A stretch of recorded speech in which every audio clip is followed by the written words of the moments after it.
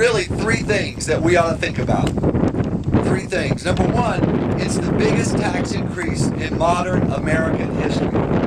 And specifically, utility bills. You know, utility bills have gone up. I know I'm from Virginia. Our organization is headquartered back east. Our utility bills have been on a steady climb. But we're looking at utility bill increases somewhere between 35 and 60% from state to state based on the cap and trade. Because when you ration energy, what happens? The price goes up. It's pretty easy economics.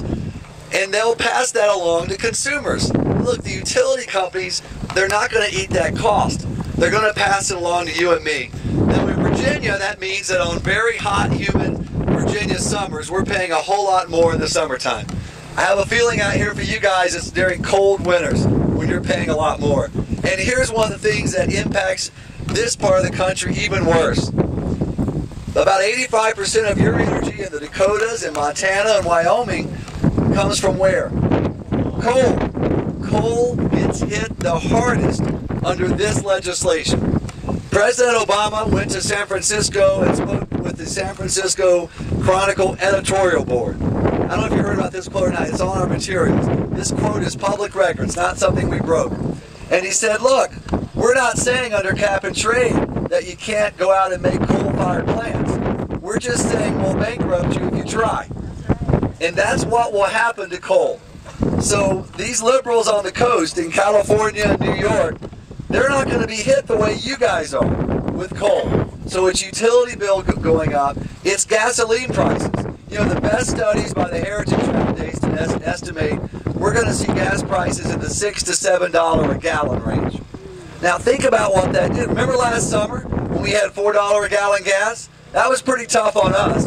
I know it cut into what we were able to do as a family. My wife and I have 4 kids. I know it hurt businesses. I talked to an awful lot of businesses that were hurt by that. Imagine if we're up to $6 or $7 a gallon gas. In Europe, under cap and trade, they have gasoline prices that are basically there already. Now look, that may be okay in Europe. The distances aren't as far in Europe. But you know what? I'm from back east, but I left Bozeman, and it's a long way to Gillette. And here, y'all know that. But for folks like me, that's a revolution or a revelation right there. The high gas prices are going to hit, again, this part of the country higher than anywhere else in the country. If you go to the AAA website and pull up average miles driven by state, by the citizens of states, okay? Per capita driving.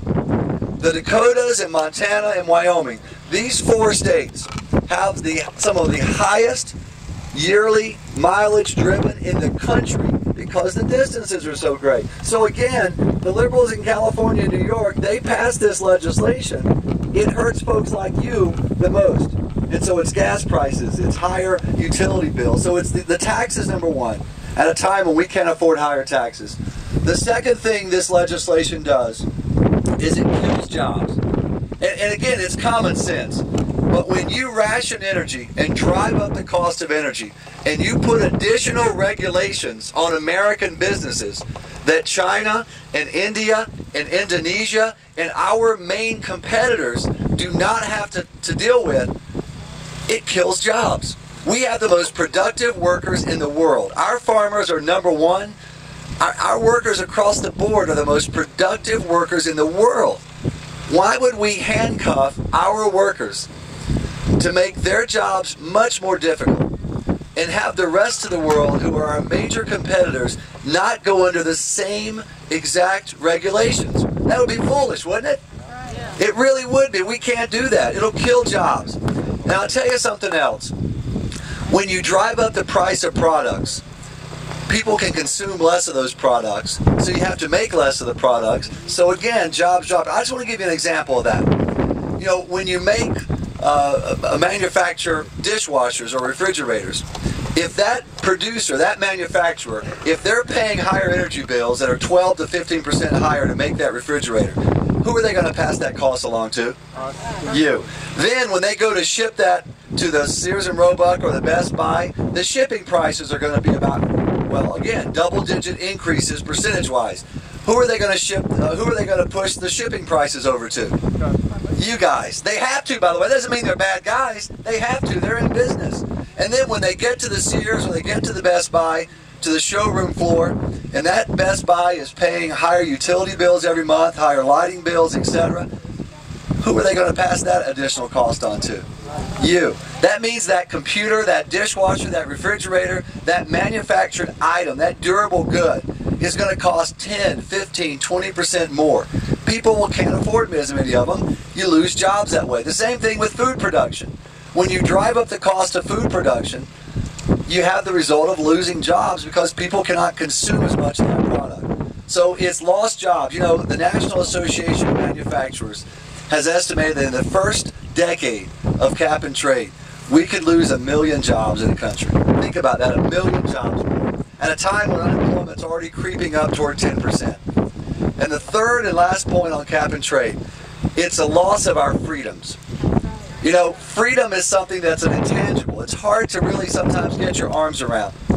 But when you have the government telling us more and more how to live our lives in the name of their ideology on the environment, that's an encroachment on our freedom as Americans.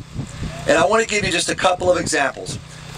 This bill actually passed the House of Representatives in July. Remember that? It was 219 to 212. Very close vote. It passed on a Friday afternoon. On Thursday night, before the vote, the following Friday, Speaker Pelosi and her friends added 350 pages of amendments. Do you guys remember this? 350 pages of amendments to that legislation. Now, I know you're going to be shocked to hear this. I was. I know you're going to be shocked. These legislators in Washington, they didn't read those 350 amendments. They didn't read the bill, just like with the health care bill. They physically could not read the bill at that point. It was already 1,000 pages or more long. They added 350 pages. I'm going to tell you about one amendment out of hundreds that was added. And you may have heard about this. The amendment said this: if you go to sell your home, farm, or ranch, in addition to every other regulation, local and state and federal, that you have to obey, you will have to certify to a federal agency, again, not a state or local, but to a federal agency, that your home, farm, or ranch meets the new energy efficiency standards before you can sell it. Now, this is your private property, okay? You paid for it.